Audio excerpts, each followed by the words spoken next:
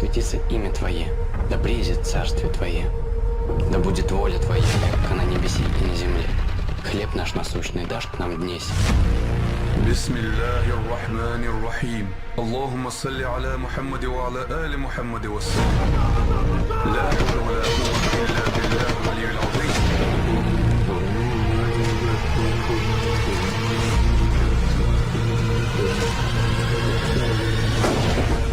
Спаси, Господи, люди Твои, и благослови достояние Твое, победы православных христиан на сопротивные отдания.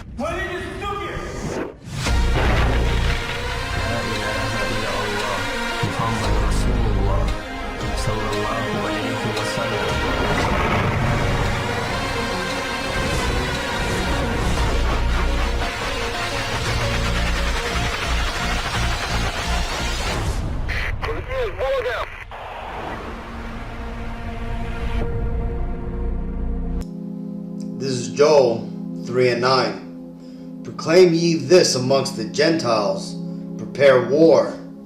Wake up the mighty men, let all the men of war draw near, let them come up. Kahala Yahweh Bashem Yahshai Bashem Rukakwadash, which are the true Hebrew names of the Most High Father, which is Yahweh, which is Hebrew for He is, and Yahweh Shai, which is the true name of the Messiah, who the world ignorantly calls Jesus Christ. That is Hebrew for He is salvation, He delivers. Double honors my teachers, the apostles and elders of Great Millstone. Peace and mercy to the elect, with the house of David reborn again in this generation. And Shalom to the 130 Yasharallah, who today were known as the Negroes, Latinos, and Native Americans, who before losing our true heritage, we were known as, and still are, the true Hebrew Israelites of the Holy Bible. In today's lesson, we're going to talk about the coming World War III and how today there was a major update which is going to progress us getting to World War III, right? And how this is ultimately all religious war.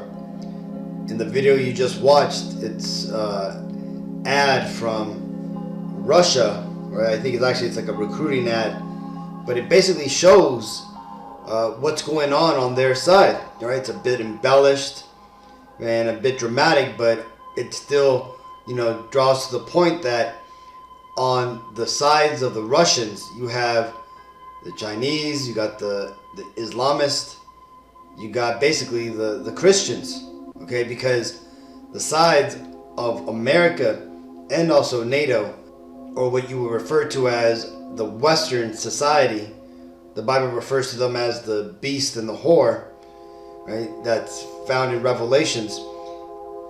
These are not Christian nations, okay? America is not built on Christian fundamentals, okay?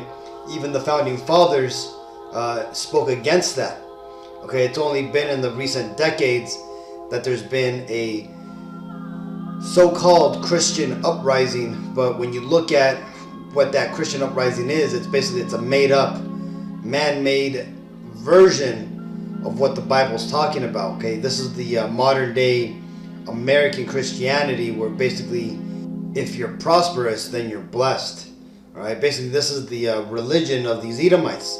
And when I say Edomites, I'm talking about the so-called Caucasian and Israeli races, because though, contrary to popular belief, they are actually the same people, but they come from different tribes within the same nation, right? That being the nation of Edom, right? The so-called Israelis are from the tribe of Amalek, and the other Caucasians, they would be from the other various tribes of Edom. They also refer to themselves as Idumea, the tribe of Teman, and so forth.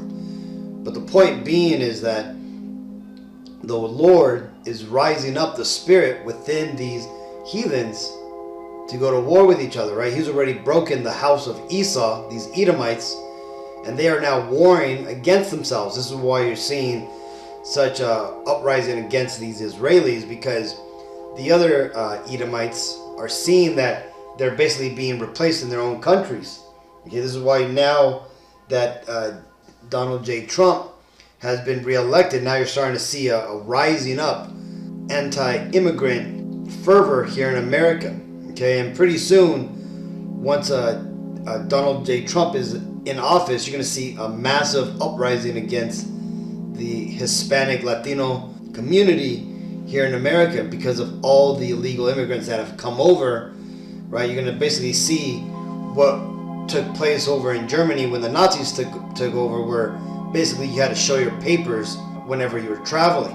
And that's ultimately what's going to happen now, but instead of papers, you're going to have to show your digital ID or, things like that, as it tells us in the Bible, that you won't be able to travel, go into cities.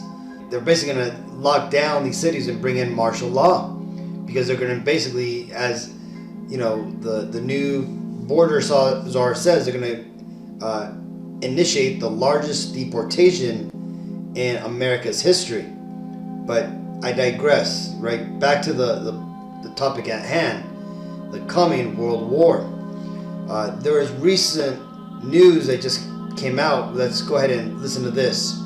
The plan to strengthen Ukraine is the Victory Plan, which I presented to our partners.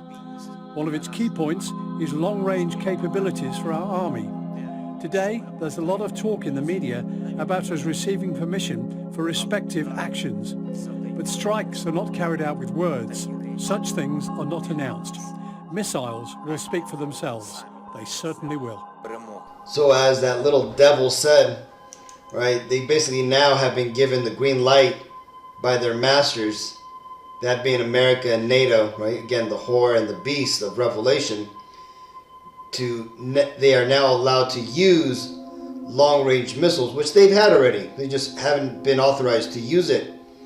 But now that Biden's going out of office and they're going to be able to pin his agreement to this with him, and then hence Trump can then come in and be like, well, I didn't authorize this, but these devils are all on the same team, though they're trying to play different parts, right? Good cop, bad cops. And as you can read here, it says, in a first, Biden allows Ukraine to strike Russia with the U.S. long-range weapons.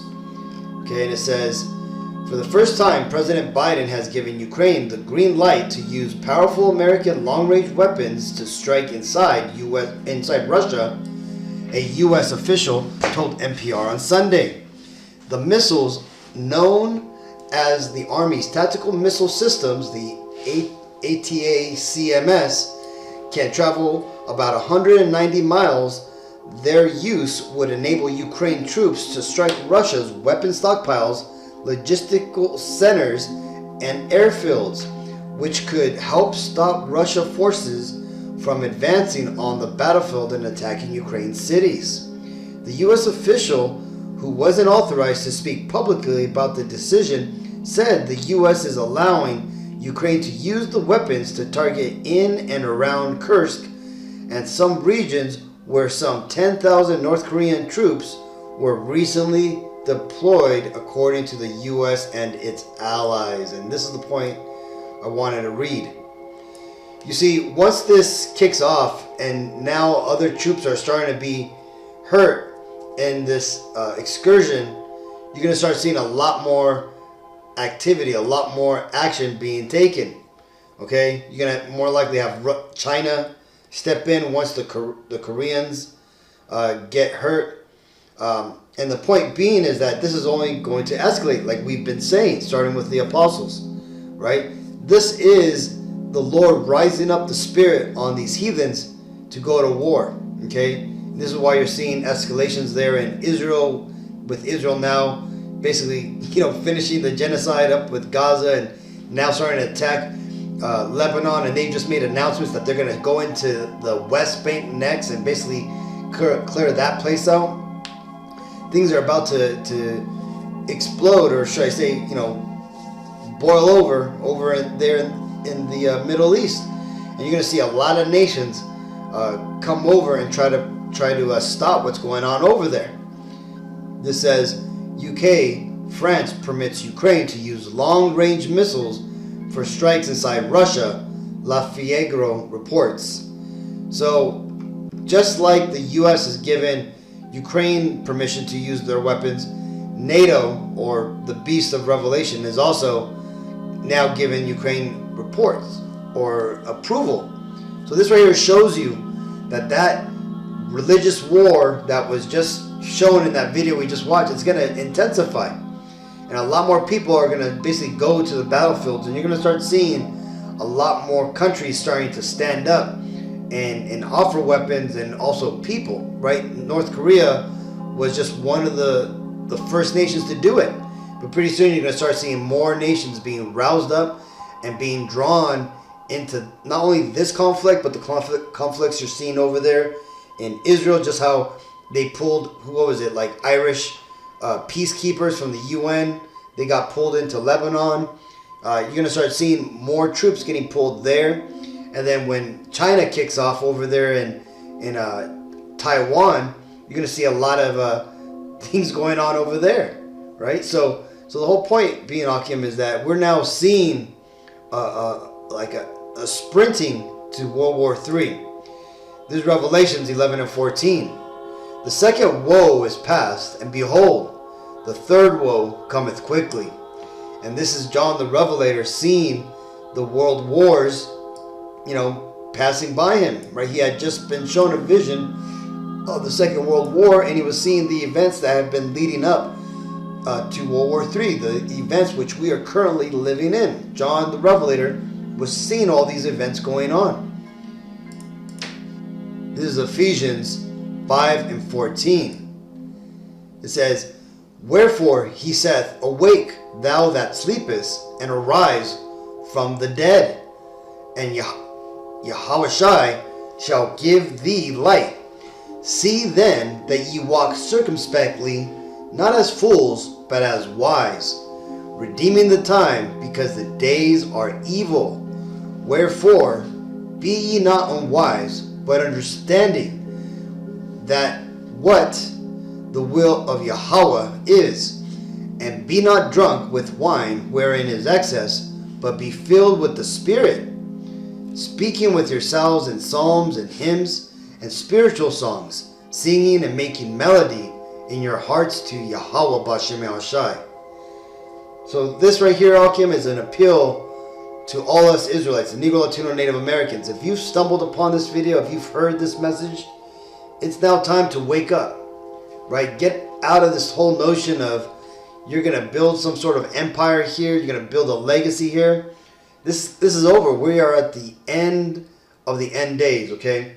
Things are about to rise up, and we only got a couple of years at most, okay? The mark of the beast is around the corner. World War III is knocking on the door, and things are about to pop off. But what you have time to do right now is to make sure that you're right with the Lord. Make sure that you're getting, like it says here, right? Speaking to yourself in psalms and hymns. What is that talking about? That means going into the Bible, learning what is in the scriptures, learning precepts, getting this information inside of you. Because again, it tells us strength and stability,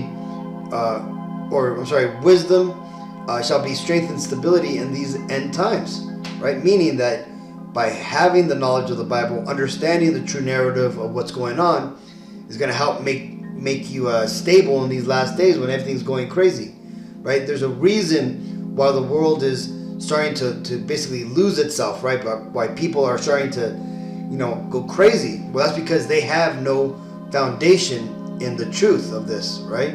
They have no understanding of what's really going on. They're basically, relying on Esau and his lies for their reality, and that's what's making them go crazy. Because, believe it or not, if you're in this truth, we don't really see a lot of the chaos other than, witnessing what we see online or things that we see, on these videos. But the narrative that the average, unbeliever has, it's a crazy, chaotic world. It really does seem like the end of the world for them, but they may not even understand it in that concept. They just see that everything is crumbling, right? We've seen all the videos, Akim. We see people crying in their cars, talking about they can't do it anymore. Things aren't as good as they used to be. Things need to get fixed. So the thing is we need to make sure that we have that spiritual hedge around us. We got to make sure that we have the Lord on our side. And how do we do that? Understanding what the will of the Lord is, right? You got to understand what the Bible is all about and what he wants, right? And what he wants is he wants his children, the Israelites, to come back to their original heritage and to know him and to worship him, right? And that's what we got to do. And it tells us in the Bible that 1 out of 3 Negro, Latino, Native Americans, and anybody whose father's lineage goes back to that bloodline will do that. They are going to hear this message, they're going to understand it, and they're going to wake up and they're going to come back to their true lost heritage, which is that of being an Israelite. Okay, so this is Ecclesiasticus 5 and 7. Make no tarrying to turn to Yahweh B'Shem Yahushai, and put not off from day to day. For suddenly shall the wrath of Yahweh B'Shem Yahushai come forth, and in thy security thou shalt be destroyed and perish in the day of vengeance. So, Akim, I'm sure a lot of you already know this. You know, I'm preaching to the choir more than likely, but you know, things are fastly moving towards World War III, right? And prophecies are just coming to pass, right in front of our eyes, like we've always been saying. So, you know, Lord willing, this lesson was edifying, Akim. So until next time, I want to give all honor and glory and praises to Yahweh B'Shem Yahushai B'Shem Kodash. Shalom.